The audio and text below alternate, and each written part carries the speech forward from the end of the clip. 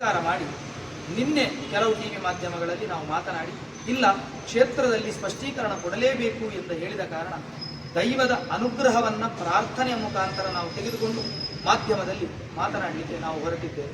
ನಾವು ಮಾತನಾಡುವಂತಹ ಪ್ರತಿಯೊಂದು ಮಾತು ಆ ದೈವದ ಮಾತಾಗಿರಲಿ, ನಮ್ಮಿಂದ ಯಾವುದೇ ತಪ್ಪು ಮಾತಿನಲ್ಲಿ ಬರದಿರಲಿ. ಎಷ್ಟು ಮನಸ್ಸಿಗೆ ನೋವಾದರೂ, ಎಷ್ಟು ನಮ್ಮ ಮರ್ಯಾದೆಯನ್ನು ಟಿವಿ ಮಾಧ್ಯಮದಲ್ಲಿ ತೆಗೆದರು, ಈ ಕ್ಷೇತ್ರಕ್ಕೆ ಅಷ್ಟೊಂದು ಅಪಚಾರವನ್ನು ಮಾತನಾಡಿದ್ರು, ಇಲ್ಲಿರುವಷ್ಟು ಮಂದಿ ಒಂದು ಕಿಸೆಗೂ ಹೆಚ್ಚಿನ ಹಣವನ್ನಾಗಲಿ ಅಥವಾ ನಮ್ಮ ಯಾವುದೇ ಆಸೆಯಿಂದ ಮಾಡದೆ ಯಾರೋ ಒಬ್ಬರು ಹರಕೆ ಹಾಕಿದ್ದಾರೆ, ನಮ್ಮ ದೈವಗಳು ಚಂದದಲ್ಲಿ ಇರ್ತದೆ ಎಂಬಂತಹ ಭಾವನೆಯಿಂದ ನಾವು ಮಾಡಿದಂತಹ ಕೆಲಸ ದೈವಗಳು ಸ್ವೀಕಾರ ಮಾಡಿದೆ. ಮಾನವ ಬಿಟ್ಟು ಬಿಟ್ಟು ದೈವಗಳು ಸ್ವೀಕಾರ ಮಾಡಿದೆ.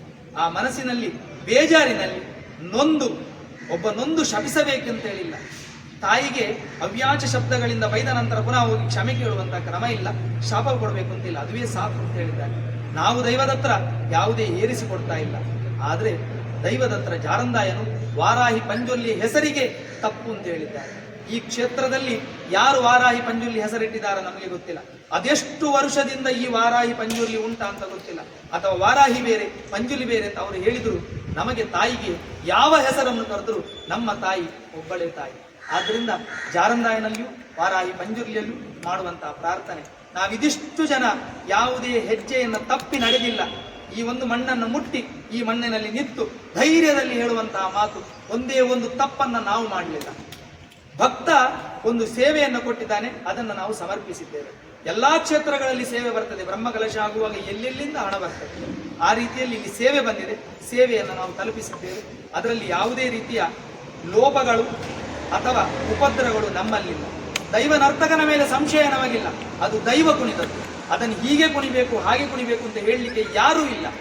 ಅದು ದೈವಕ್ಕೆ ಬೇಕಾದಂಥದ್ದು. ಮತ್ತೆ ಈ ಕ್ಷೇತ್ರಕ್ಕೆ ಬೇಕಾದಂಥ ಆಡಳಿತ ಮಂಡಳಿ, ಈ ಕ್ಷೇತ್ರಕ್ಕೆ ಬೇಕಾದಂಥ ವ್ಯವಸ್ಥೆ, ಈ ಕ್ಷೇತ್ರಕ್ಕೆ ಬೇಕಾದಂಥ ತಂತ್ರಿವರಿಯರು ಎಲ್ಲರ ಅನುಮತಿಯಲ್ಲಿ ನಾವು ಮಾಡಿದ್ದು ನಮ್ಮ ಕ್ಷೇತ್ರದಲ್ಲಿ ಮಾಡಿದಂತಹ ಸೇವೆಯನ್ನ ಪರಿಪೂರ್ಣ. ಟಿವಿ ಮಾಧ್ಯಮದಲ್ಲಿ ಏನೇನೆಲ್ಲ ಪ್ರಶ್ನೆಯನ್ನ ಕೇಳಿದ್ದಾರೆ ಅದು ಗೊತ್ತಿಲ್ಲ. ಆದ್ರಿಂದ ಆ ಟಿವಿ ಮಾಧ್ಯಮದ ಎದುರು ನಮಗೆ ಮಾತನಾಡಲಿಕ್ಕೆ ಜಾರಂದಾಯನು ವಾರಾಹಿ ಪಂಜುಲಿಯು ಅನುಗ್ರಹವನ್ನ ಕೊಡಬೇಕು. ಮಾತ್ರವಲ್ಲದೆ ಇಲ್ಲಿ ಕಂಡು ಬರಬೇಕು, ತಪ್ಪಿತಸ್ಥನಿಗೆ ಶಿಕ್ಷೆ ಆಗಲೇಬೇಕು. ಅದು ಯಾರೇ ಇರಲಿ, ತಪ್ಪು ಮಾಡಿ ಖಾಲಿ ಹೆಸರಿಗೋಸ್ಕರ ಮಾತ್ರ ತಪ್ಪುವನ್ನ ಮಾಡಿದ್ರೆ ಅವರವರು ಮಾತನಾಡಿದಂಥವರ ಕ್ಷೇತ್ರಕ್ಕೆ ನಾವು ಬರ್ತೇವೆ. ಅದು ಕೊಂಡಾನ ಇರಬಹುದು, ಷಣ್ಮುಖ ದೈವಸ್ಥಾನ ಇರಬಹುದು, ಅವರ ಮನೆತನದ ದೈವ ಇರಬಹುದು, ಅಲ್ಲಿಗೆ ನಾವು ಬರ್ತೇವೆ. ಹಣ್ಣು ಕಾಯಿ ಇಟ್ಕೊಂಡು ಪ್ರಾರ್ಥನೆಯನ್ನು ಅವರ ಮನೆಯ ದೈವದಲ್ಲಿಯೂ ಸಲ್ಲಿಸಲಿಕ್ಕೆ ನಾವು ತಯಾರಿದ್ದೇವೆ. ಆದರೆ ಯಾರೇ ಇರಲಿ, ದೈವಕ್ಕೆ ಅಪಚಾರ ಮಾಡಬೇಡಿ. ಹೆಸರನ್ನ ಹೇಳಿ ದೈವಕ್ಕೆ ಉಪದ್ರ ಆಗಿದೆ ಅಂತ ಹೇಳಿ ಇವರು ಇಡೀ ಟಿವಿ ಸಮಯದಲ್ಲಿ ಉತ್ತರವನ್ನು ಕೊಡ್ತೇನೆ ಹೇಳಿದ್ದಾರೆ. ಇನ್ನು ಈ ಮಾತು ಟಿವಿ ಮಾಧ್ಯಮದಲ್ಲಿ ಏನೆಲ್ಲ ಆಗ್ತದೆ ಅಂತ ಸಹ ಗೊತ್ತಿಲ್ಲ. ಆದರೆ ಇನ್ನು ಮುಂದೆ ನಾವು ಯಾವುದೇ ಟಿವಿ ಮಾಧ್ಯಮಕ್ಕೆ ಬರುವುದಿಲ್ಲ. ಇದು ದೈವದ ಎದುರು ಮಾತನ್ನ ಹೇಳಿ ಆಯಿತು. ಒಂದು ತಪ್ಪಾದ್ರೆ ಆ ಕ್ಷೇತ್ರಕ್ಕೆ ಬಂದು ಮಾತನಾಡಬೇಕು. ನಾವು ಈ ದೈವಸ್ಥಾನದಲ್ಲಿ ಈಗ ಆ ವ್ಯಕ್ತಿಗಳಿಗೆ ಫೋನ್ ಮಾಡಿದ್ದೇವೆ, ಅವರು ಬರುವುದಿಲ್ಲ ಅಂತೇಳಿ.